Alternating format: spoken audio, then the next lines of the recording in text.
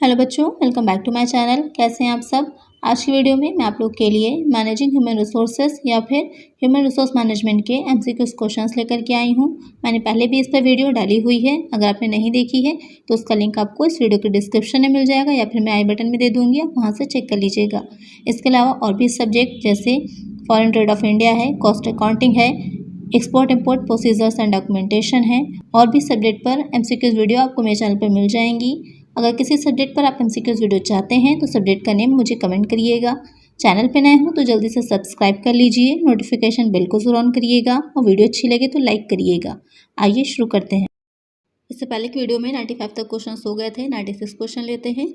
साक्षात्कार उम्मीदवार और साक्षात्कारकर्ता के बीच एक संचार है। Interview is a dash communication between candidate and interviewer, one way, three way, two way, none. तो जो साक्षात्कार और साक्षात्कारकर्ता दो लोगों के बीच में जब भी संचार कम्युनिकेशन हो रहा होता है तो किस तरह का हो जाता है, टू वे कम्युनिकेशन होता है। वन वे कभी भी कम्युनिकेशन नहीं होगा। जब दो लोग ही आपस में एक दूसरे के साथ बातचीत करते हैं तभी कम्युनिकेशन हो पाता है। एक होता है सेंडर जो कि मैसेज भेज रहा है और दूसरा हो जाता है रिसीवर जो कि उस मैसेज को एक्सेप्ट कर रहा है, उसके बाद वो फीडबैक देता है। तो यहाँ पर करेक्ट आंसर हो जाएगा option C, two way. Next question है, डैश नौकरी के लिए आवेदन करने वाले उम्मीदवारों के बारे में जानकारी प्राप्त करने के लिए एक विशिष्ट प्रारूप है। Dash is a specific format to obtain information about candidates applying for the job. Application blank, invitation letter, interview letter, all of these. तो जो भी लोग नौकरी के लिए आवेदन कर रहे हैं, अप्लाई कर रहे हैं, उनके बारे में जो भी इन्फॉर्मेशन कलेक्ट की जाती है, कैंडिडेट्स की इन्फॉर्मेशन ली जाती है, उसका जो एक फॉर्मेट होता है वो क्या कहलाता है, तो वो हो जाता है एप्लीकेशन ब्लैंक। इसमें क्या होता है कि जो भी इन्फॉर्मेशन रिक्वायर्ड होती है उनके एप्लीकेंट्स के बारे में वो कलेक्ट की जाती है, जैसे कि उनका पर्सनल डेटा है जिसमें एड्रेस आ जाएगा, कॉन्टैक्ट नंबर है, मैरिटल डेटा है, एजुकेशन डिटेल्स हैं, एक्सपीरियंस डिटेल्स हैं, रेफरेंसेज हैं, एक्स्ट्रा करिकुलर एक्टिविटीज़ हैं, ये सारी चीज़ें उसमें लिखी जाती हैं। तो यहाँ पर करेक्ट आंसर हो जाएगा ऑप्शन ए। नेक्स्ट क्वेश्चन है, मानव संसाधन डैश में मानव संसाधन की आवश्यकता का पूर्वानुमान शामिल है। Human resources dash involves human resource requirement for cost, planning, development, management, performance. तो क्वेश्चन आपसे पूछ रहा है कि जो मानव संसाधन की आवश्यकता का पूर्वानुमान लगाया जाता है, यानी ये पता करना है कि भविष्य में इन फ्यूचर हमें कितनी रिक्वायरमेंट होगी ह्यूमन रिसोर्सेज की, तो वो क्या कहलाएगा या वो प्रोसेस क्या कहलाती है, तो वो हो जाता है नियोजन, प्लानिंग। ह्यूमन रिसोर्सेज प्लानिंग जो की जाती है, जब भी फोरकास्टिंग की बात आए तो उसमें प्लानिंग भी ही होती है। जब भी प्लान कर रहे होते हैं तो उसमें ही हम फोरकास्ट करते हैं, पूर्वानुमान लगाते हैं, उसके बाद उसी के अकॉर्डिंग क्या की जाती है, प्लानिंग की जाती है। तो यहाँ पर करेक्ट आंसर हो जाएगा ऑप्शन ए।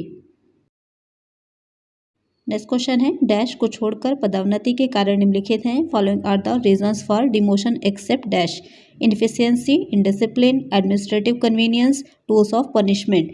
तो यहाँ पर आपसे पूछ रहा है कि जो डिमोशन किया जाता है तो किस कारणों से किया जाता है, तो उसी में से कौन सा कारण नहीं होगा डिमोशन का। अक्षमता, इनफिशियंसी, तो उसमें अगर कुशलता से काम नहीं कर रहे हैं तभी डिमोट कर दिया जाता है। अनुशासनहीनता, इनडिसिप्लिन के लिए भी डिमोशन हो सकता है। और टूल्स ऑफ पनिशमेंट भी है, दंड का एक उपकरण भी है। तो यहाँ पर जो प्रशासनिक सुविधा है वो पदोन्नति का कारण नहीं होता है। तो यहाँ पर करेक्ट आंसर हो जाएगा ऑप्शन सी। नेक्स्ट क्वेश्चन है, पदोन्नति नीति द्वारा निम्नलिखित में से किस पर विचार किया जाना चाहिए।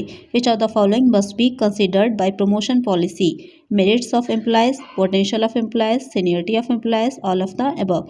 यानी कि जब पदोन्नति की प्रमोशन की बात आ रही होती है तो वहाँ पर कौन सी चीज़ें जो होती हैं कंसीडर की जाती हैं। कर्मचारी की योग्यता भी, उसकी कर्मचारी की क्षमता भी, पोटेंशियल भी, मेरिट्स भी और उसकी सीनियरिटी भी। तो ये तीनों ही चीज़ों को क्या किया जाता है, कंसिडर किया जाता है जब भी हम प्रमोशन पॉलिसी बना रहे होते हैं। तो यहाँ पर करेक्ट आंसर हो जाएगा option D, all of the above. Next question है, the actual achievements compared with the objective of the job is. कार्य के उद्देश्यों की तुलना में वास्तविक उपलब्धियां हैं। जॉब परफॉर्मेंस, कार्य निष्पादन, जॉब इवेल्युएशन, कार्य मूल्यांकन, जॉब डिस्क्रिप्शन, कार्य विवरण, नन ऑफ दिस, इनमें से कोई नहीं।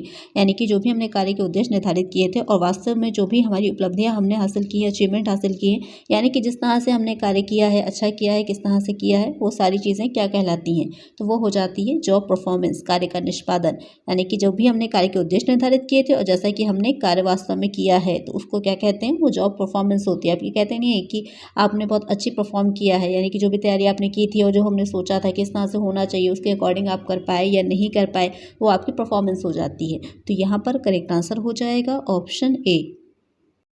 नेक्स्ट क्वेश्चन है, मानव संसाधन नियोजन में 4 अलग अलग चरण शामिल है, इनमें से एक चरण है HR planning involves from distinct phase, one of these stage is business scanning, forecasting, human resource record, organisation development, planning. तो यहाँ पर पूछ रहा है कि जब मानव संसाधन नियोजन किया जा रहा होता है, यानी कि जब प्लानिंग की जा रही होती है, तो वहाँ पर कौन सा एक चरण उसका होता है। कई स्टेजेस में होती हैं पूरी प्रक्रिया जो होती है, प्रोसेस जो होती है नियोजन की। तो यहाँ पर पूछ रहा है कौन सी उसमें से एक प्रक्रिया का हिस्सा है। व्यापार स्कैनिंग, मानव संसाधन रिकॉर्ड का पूर्वानुमान लगाना, संगठन विकास, नियोजन। तो यहाँ पर मानव संसाधन रिकॉर्ड का पूर्वानुमान लगाना। पहले मैंने बताया था जहाँ भी प्लानिंग नियोजन की बात आए और पूर्वानुमान दे रखा हो तो वही आंसर आपका करेक्ट हो जाएगा। तो यहाँ पर करेक्ट आंसर होगा ऑप्शन बी। नेक्स्ट क्वेश्चन है, निम्नलिखित में से कौन सा तरीका समूह या संगठनात्मक प्रशिक्षण की आवश्यकता के आकलन में उपयोग की जाने वाली विधि है। Which of the following is a method used in group or organisational training needs assessment, consideration of current and projected changes, rating skills, interviews, questionnaire. तो यहाँ पर क्वेश्चन आपसे पूछ रहा है कि जब भी किसी समूह का अगर हम प्रशिक्षण की आवश्यकता है तो उसमें हमने किसी समूह को, कोई ग्रुप है उसको जो है प्रशिक्षण दिया, ट्रेनिंग दी है। अब हम आकलन करना चाह रहे हैं, ये देखना चाह रहे हैं कि जो भी हमने ट्रेनिंग दी थी वो सही ढंग से मिली है या नहीं मिली है, या उनकी स्थिति क्या है, कितना उन्होंने सीखा है। तो उसके लिए कौन सा मेथड का यूज़ किया जाएगा, तो वो हो जाता है क्वेश्चनर, यानी कि प्रश्नावली का यूज़ किया जाता है। हम सबको क्या करेंगे, अपने प्रश्नों की हमने एक से आप ही लोग का है एग्जाम लिया जाता है तो क्या होता है, प्रश्न ही तो आप लोग को बना कर दिए जाते हैं, क्वेश्चन पेपर होता है और आप अपना आंसर उसमें लिख देते हैं। उसके बाद क्या होगा, एग्जामिनर से चेक करके ये निष्पादित कर सकता है या आपकी परफॉर्मेंस कैसी है या आपने कितने मार्क्स लाए हैं, यही सारी चीजें हो जाती है। तो जब हम एक ग्रुप की बात कर रहे हो तो उसके लिए आपका प्रश्नावली सबसे उपयुक्त रहता है। तो यहाँ पर करेक्ट आंसर हो जाएगा ऑप्शन डी। नेक्स्ट क्वेश्चन है, the human resource management helps to improve the dash. मानव संसाधन प्रबंधन डैश को सुधारने में सहायक है। प्रोडक्शन, उत्पादन, प्रोडक्टिविटी, उत्पादकता, पावर, शक्ति, नन, इनमें से कोई नहीं। तो जो ह्यूमन रिसोर्स मैनेजमेंट होता है वो किस चीज़ को इम्प्रूव करता है, वो उत्पादकता को, प्रोडक्टिविटी को इम्प्रूव करता है। तो यहाँ पर करेक्ट आंसर हो जाएगा ऑप्शन बी। नेक्स्ट क्वेश्चन है, EHRM स्टैंड्स फॉर। EHRM में ई का अर्थ है electronic HRM, economic HRM, equal HRM, none of these. तो जो EHRM में ई का अर्थ होगा तो ई से क्या हो जाएगा, इलेक्ट्रॉनिक हो जाएगा। जैसे कि आपकी ई कॉमर्स होती है, इसी तरह से यहाँ पर इलेक्ट्रॉनिक ह्यूमन रिसोर्स मैनेजमेंट हो जाएगा। तो करेक्ट आंसर होगा ऑप्शन ए। नेक्स्ट क्वेश्चन है, grievances effect the employees dash. शिकायत या परिवाद कर्मचारी की डैश को प्रभावित करता है। प्रमोशन, पदोन्नति, ट्रेनिंग, प्रशिक्षण, वेजेस, पारिश्रमिक, मोरल, नैतिक स्तर या मनोबल। तो जो शिकायत या परिवाद, यानी कि अगर किसी तरह की कोई शिकायत हो रही है, कर्मचारियों को कोई प्रॉब्लम हो रही है या आपस में क्या हो रहा है, कॉन्फ्लिक्ट हो रहे हैं, झगड़े हो रहे हैं, तो उससे कर्मचारी का क्या चीज़ प्रभावित होगी, तो उससे उसका नैतिक स्तर और मनोबल प्रभावित होता है। क्वेश्चन में आपके नैतिक स्तर या मनोबल तो कुछ भी दे रखा हो सकता है, तो इसलिए मैंने दोनों ऑप्शन लिख दिए हैं कि अगर आता है एग्जाम में तो दोनों, मोरल का अर्थ आपका दोनों ही हो जाता है, तो आप लोग कंफ्यूज ना होइएगा। तो यहाँ पर करेक्ट आंसर हो जाएगा ऑप्शन डी। नेक्स्ट क्वेश्चन है, the process of providing the trainees the information about their performance. प्रशिक्षुओं को उनके प्रदर्शन के बारे में जानकारी प्रदान करने की प्रक्रिया है। प्रतिपुष्टि, अवलोकन, सुझाव, अनुसंधान। यानी कि जो भी ट्रेनीज थे उन्होंने जैसा भी काम किया है उसके बारे में, उनकी परफॉर्मेंस के बारे में उनको सूचना देना, उनको बताना कि आपकी परफॉर्मेंस कैसी है, ये क्या हो जाता है। फीडबैक, ऑब्जर्वेशन, सजेशन, रिसर्च, तो वो हो जाता है फीडबैक देना। जैसे कि अभी मैं आप लोग को समझाती हूँ तो आप लोग पलट करके कमेंट करते हैं मुझे कि मैम ये समझ में आया है, तो वो भी एक तरह का फीडबैक ही है। तो आप लोग फीडबैक जरूर दिया करिए, आप लोग कमेंट किया करिए। तो यहाँ पर करेक्ट आंसर हो जाएगा ऑप्शन ए। नेक्स्ट क्वेश्चन है, HRM is dash in nature. HRM का स्वभाव है परवेसिव, व्यापक, इवेसिव, कपटपूर्ण, डिसिसिव, निर्णायक, इंक्लूसिव, समावेशी। तो जो HRM होता है उसका कैसा नेचर हो जाएगा, वो होगा परवेसिव, यानी कि व्यापक स्वभाव का होता है, यानी कि उसका क्षेत्र काफ़ी व्यापक होता है, उसमें बहुत सी चीज़ें शामिल की जाती हैं। तो यहाँ पर करेक्ट आंसर हो जाएगा ऑप्शन ए।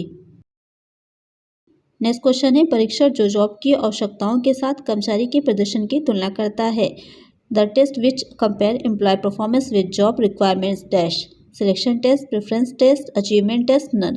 तो जो जॉब की आवश्यकता, यानी कि जॉब किस तरह की है, उस पर किस तरह का व्यक्ति चाहिए है और वैसा वो परफॉर्मेंस दे पाएगा या नहीं दे पाएगा, उसके बारे में जो भी जांच की जाती है वो हो जाता है वरीयता परीक्षण, यानी कि प्रेफरेंस टेस्ट। तो करेक्ट आंसर हो जाएगा ऑप्शन बी। नेक्स्ट क्वेश्चन है, good employer employee relations are the backbone of all dash. अच्छे नियोक्ता कर्मचारी संबंध सभी डैश की रीढ़ हैं। पर्सनल एक्टिविटीज़ व्यक्तिगत क्रियाओं, ह्यूमन एक्टिविटीज़ मानवीय क्रियाओं, पर्सोनल एक्टिविटीज़ कार्मिक क्रियाओं, नन इनमें से कोई नहीं। यानी कि जब नियोक्ता और कर्मचारी के बीच अच्छे संबंध होते हैं तो उससे क्या चीज़ प्रभावित होती है, व्यक्तिगत क्रियाएं, मानवीय क्रियाएं या कार्मिक क्रियाएं। तो उससे कार्मिक क्रियाएं जो होती है, पर्सनल एक्टिविटीज़ जो होती हैं वो प्रभावित होती हैं। यानी कि जब अच्छे संबंध होंगे तो सही ढंग से कार्य भी होगा, आपस में जो भी कर्मचारी हैं समन्वय कोऑर्डिनेशन अच्छा रहेगा उनमें, और वो जो भी ऑर्गेनाइजेशन का गोल है उसी को अपना गोल मान करके कार्य करेंगे। तो क्या होगा, उससे ऑर्गेनाइजेशन क्या होगा, गोल को अचीव करने में ज़्यादा सक्सेसफुल रहेगी। तो यहाँ पर करेक्ट आंसर हो जाएगा ऑप्शन सी। नेक्स्ट क्वेश्चन है, a group of position that have similar duties task and responsibility is called. समान कर्तव्यों, कार्यों, जिम्मेदारियों वाले पदों के समूह को कहा जाता है जॉब, बिजनेस, कैरियर, एंटरप्रेन्योरशिप। तो यहाँ पर अपने जॉब के बारे में पढ़ तो लिया, जॉब एनालिसिस करते हैं, जॉब रिस्पॉन्सिबिलिटीज़ होती हैं, जॉब इनरिचमेंट होता है, बहुत सी चीज़ें जॉब के बारे में आपने पढ़ ली। तो जॉब होता क्या है, जॉब में आपका क्या रहेगा कि जो भी कार्य होते हैं वो एक जैसे समान कर्तव्य होते हैं, जिम्मेदारियाँ होती हैं, कुछ उत्तरदायित्व होते हैं, कुछ अधिकार दिए जाते हैं, उन कार्यों को पूरा करना होता है। उसका जो एक समूह ग्रुप ऑफ हो जाएगा वो होगा जॉब। तो यहाँ पर करेक्ट आंसर हो जाएगा ऑप्शन ए। इन शॉर्ट अगर कहें तो जो भी कार्य करना होगा, जिस तरह का भी कार्य किया जा रहा है उससे रिलेटेड जो भी उसकी रिस्पॉन्सिबिलिटीज़ हैं, जो भी उसके उत्तरदायित्व हो जाते हैं, सारी चीज़ों को मिला करके जो एक बन के आता है वो हो जाता है जॉब। नेक्स्ट क्वेश्चन है, a written summary of content and contest of job is called. Job के विषय और संदर्भ के लिखित सारांश को कहा जाता है resume, job specification, job description, job posting. यानी कि जीवन वृत्त, जॉब विशिष्टीकरण, जॉब विवरण या फिर जॉब नियुक्ति। तो वो हो जाता है जॉब विवरण यानी कि जॉब डिस्क्रिप्शन। आपने पहले ही पढ़ा है डिस्क्रिप्शन और उसके स्पेसिफिकेशन के बारे में। तो यहाँ पर जो जॉब से संबंधित जितना भी आपका कंटेंट या कंटेक्स्ट होगा, जो भी चीज़ें दे रखी होंगी उसकी समरी वो हो जाएगी जॉब विवरण यानी कि जॉब डिस्क्रिप्शन। और जब भी जॉब के लिए योग्य उम्मीदवार कैसे होंगे, उन उम्मीदवारों के बारे में जो डिस्क्रिप्शन होगा वो हो जाएगा स्पेसिफिकेशन यानी कि विशिष्टीकरण। तो यहाँ पर जो करेक्ट आंसर होगा वो हो जाएगा ऑप्शन सी। नेक्स्ट क्वेश्चन है, a written summary of KSA required to perform a job is. किसी कार्य को करने के लिए आवश्यक केएसए का एक लिखित सारांश है रिज्यूम, जीवन वृत्त, जॉब स्पेसिफिकेशन, जॉब विशिष्टीकरण, जॉब डिस्क्रिप्शन, जॉब विवरण, जॉब पोस्टिंग, जॉब नियुक्ति। अच्छा, केएसए की फुल फॉर्म होती क्या है, तो के फॉर हो जाता है नॉलेज, एस फॉर हो जाता है स्किल्स और ए फॉर हो जाता है एटीट्यूड। यानी कि ये तीनों ही चीज़ें किससे रिलेटेड हो गई कि जो भी व्यक्ति है, जो भी उम्मीदवार है जिसको कि हमें सिलेक्ट करना है किसी भी जॉब के लिए, उसके बारे में उसकी योग्यताएं या उसकी एबिलिटीज़ के बारे में हो गई कि हमें कौन कौन सी चीज़ें उसमें योग्यताएं होनी चाहिए। तो ये हो जाएगा आपका स्पेसिफिकेशन से रिलेटेड यानी कि जॉब स्पेसिफिकेशन। तो यहाँ पर करेक्ट आंसर हो जाएगा ऑप्शन बी। नेक्स्ट क्वेश्चन है, केएसए रिप्रेजेंट डैश। केएसए दर्शाता है knowledge, skill, attitude, all of the above. तो क्वेश्चन इससे पहले वाले क्वेश्चन में मैंने इसको डिटेल में आपको समझाया है कि केएसए की फुल फॉर्म क्या है। तो आप लोग मुझे जल्दी से कमेंट करिए कि इसका राइट आंसर क्या होगा। नेक्स्ट क्वेश्चन है, to be ethical and social towards needs of society is dash objective of HRM. समाज की आवश्यकताओं के प्रति नैतिक और सामाजिक होना एचआरएम का डैश उद्देश्य है। कारपोरेट, निगमीय, प्रॉफिटेबल, लाभदायक, नॉन एसेंशियल, अनावश्यक, सोशल, सामाजिक। तो यहाँ पर आपसे क्वेश्चन पूछ रहा है कि जो भी समाज की आवश्यकताएं हैं उनका भी ध्यान में रख करके जो भी एचआरएम का उद्देश्य होता है वो कौन सा होगा, तो वो हो जाता है सोशल यानी कि सामाजिक। तो यहाँ पर करेक्ट आंसर हो जाएगा ऑप्शन डी। आई होप आप लोग को समझ में आ गया होगा। इसकी जो पूरी सीरीज थी 115 क्वेश्चन की मैंने आप लोग के लिए अपलोड करी है। आई होप ये आपके एग्जाम में काफ़ी हेल्पफुल रहेंगे। जिन लोगों का भी कल एग्जाम है उनको बेस्ट ऑफ लक, आप लोग का एग्जाम बहुत अच्छा हो। और बाकी सब्जेक्ट पर भी आप लोग की वीडियोस आगे आएंगी और इसी तरह की और वीडियोस के लिए चैनल को सब्सक्राइब करिएगा, नोटिफिकेशन बेल को जरूर ऑन करिएगा जिससे जो भी वीडियो मैं डालूँ उसका नोटिफिकेशन आपको मिल जाए। और ज़्यादा से ज़्यादा फ्रेंड्स के साथ शेयर करिएगा। Thank you.